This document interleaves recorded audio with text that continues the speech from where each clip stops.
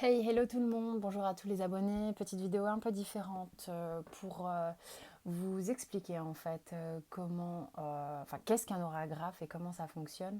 Donc vous allez voir une vidéo en accéléré euh, du dessin, comment il se fait. Et puis par-dessus, j'ai fait un vocal qui explique un peu. Donc c'est quelque chose qui m'a été enseigné en Suisse par Diana Varisco, qui enseigne un peu partout dans le monde. Enfin, avec le Covid, c'est un peu plus compliqué là. Où je mettrai ses coordonnées pour ceux que ça intéresse sous la vidéo. Donc voilà, ce sont des dessins faits en médiumnité sur lesquels on pose de la guérison. Si vous avez des questions toutefois, j'y répondrai dans les commentaires. Je vous laisse découvrir par vous-même et je vous dis à très vite.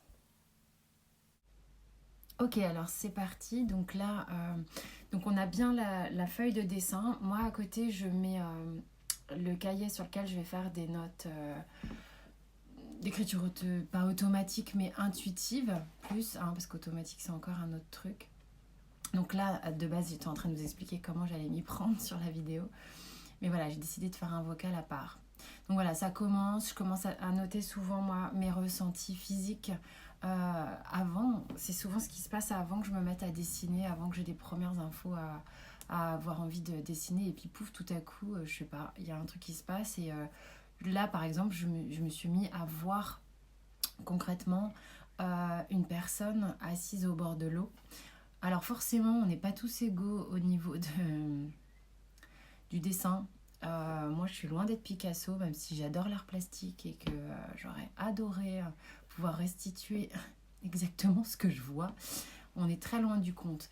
Mais c'est vraiment pas ce qui compte sur un orographe, hein. On est bien d'accord ici.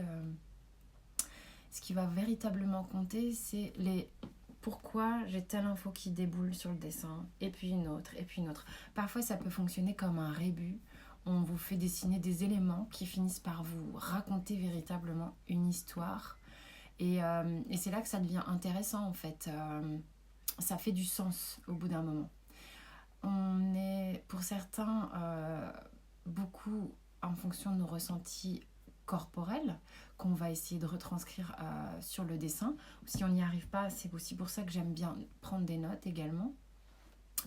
Euh, on peut avoir bah, des, des, des, des flashs visuels en fermant les yeux, sans fermer les yeux, ça dépend des gens.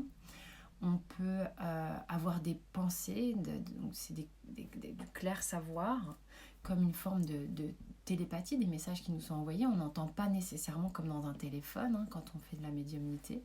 Certains oui, d'autres non. Et, euh, et après, bah, en fait, l'idée, c'est de se lancer et de poser exactement. C'est ce qu'on fait au cours des formations. On est plusieurs autour d'une table et on va dessiner pour une des personnes qui est en formation, par exemple.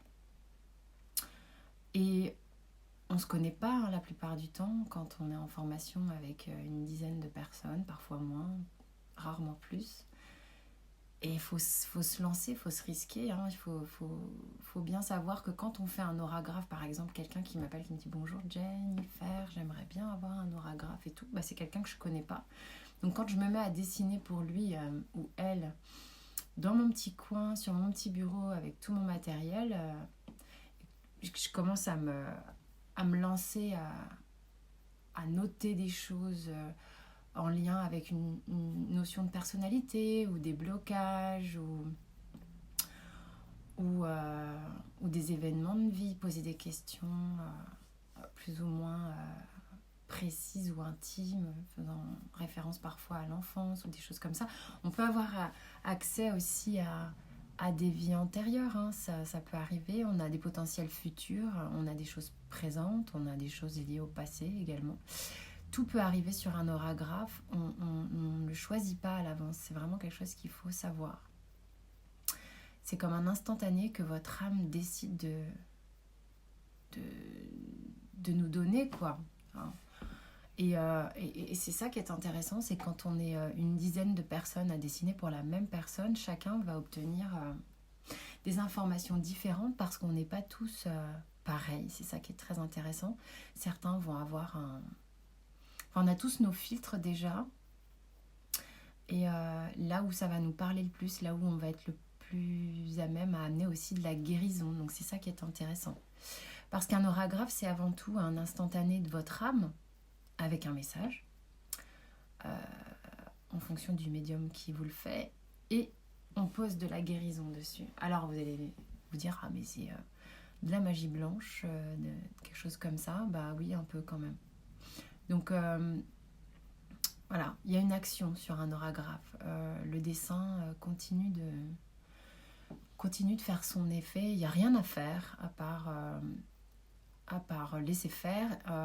Une fois que le dessin est fait et que l'écriture est posée, pour ma part, moi je fais souvent un petit enregistrement vocal de la séance, un petit memento quoi. Et pour la personne que j'envoie après. Et puis je fais une photo, la personne le voit. Certaines personnes préfèrent que je l'envoie carrément. Qu'est-ce que je voulais vous dire? Oui, il y a un petit entretien d'une demi-heure en fait pour interpréter l'oragraphe au téléphone ou en présence, hein, si les gens viennent au cabinet. Et c'est là qu'il se passe quand même pas mal de choses, parce que c'est au cours de l'échange, parce que c'est bien beau, moi je reçois des infos toute seule dans mon coin, et puis après il faut quand même voir ce que vous êtes en mesure de prendre, des informations qui moi m'ont été données. Est-ce que c'est juste pour vous? Est-ce que ça vous parle? Voilà, on regarde comme ça ensemble l'échange qui se fait à deux après. Généralement c'est là qu'il se passe pas mal de choses. Donc comme vous pouvez le voir, hein, entre le début et la fin d'un oragraphe, on n'est pas encore à la fin. Les choses viennent de manière graduelle. Si je vous avais mis les choses pas en accéléré, ça aurait été un peu longuet. Et voilà, donc vous pouvez utiliser autant de crayons, de matières, de choses différentes que vous le souhaitez. Vous pouvez le voir, là, il y a des craies grasses, des craies sèches. Il y a même une palette à maquillage pour enfants. Des tonnes de feutres. J'utilise aussi parfois des gommettes. On peut mettre absolument tout ce qu'on veut. Des paillettes, des strass, ce que vous voulez. Le truc peut être mêlé de matières complètement différentes. Et c'est ça qui est riche, hein. Parfois, on va avoir des dessins très enfantins, des dessins très précis, des dessins brutaux, des dessins légers. Parfois, il y aura 2-3 éléments et la personne va se dire c'est tout ce qu'il y a, mais l'information est tellement forte sur un ou deux éléments que on peut en parler longtemps. Et c'était juste pas besoin d'être archi plein non plus. Chaque détail a son importance, le vide comme le plein, les couleurs comme pas de couleurs. Tout ça, c'est tellement individuel et ça parle de chacun. Ce qu'il faut savoir aussi, c'est que un oragraphe, ce n'est pas quelque chose de figé, c'est un oragraphe à un instant T, sur un sujet. Là, on arrive de plus en plus à la fin de cet oragraphe. Voilà. Il y avait vraiment une notion de douceur qui se mettait en place là sur la personne. Là, évidemment, je ne peux pas parler concrètement de ce que la personne reçoit sur l'oragraphe parce que c'est intime. Et je demanderai évidemment l'autorisation de publier cette vidéo. Voilà, bon, pour toutes les infos, vous avez tout dans la barre en bas de la vidéo. J'espère que voilà, ça aura satisfait une forme de curiosité parce que c'est des choses dont on ne parle pas forcément souvent, les oragraphes. Donc comme ça, vous voyez un petit peu de quoi il s'agit. Et quant à moi, je vous dis à très vite pour d'autres vidéos, tirage pour la plupart du temps, mais j'avais envie de vous partager ça. Peut-être que je partagerai d'autres oragraphes, on verra.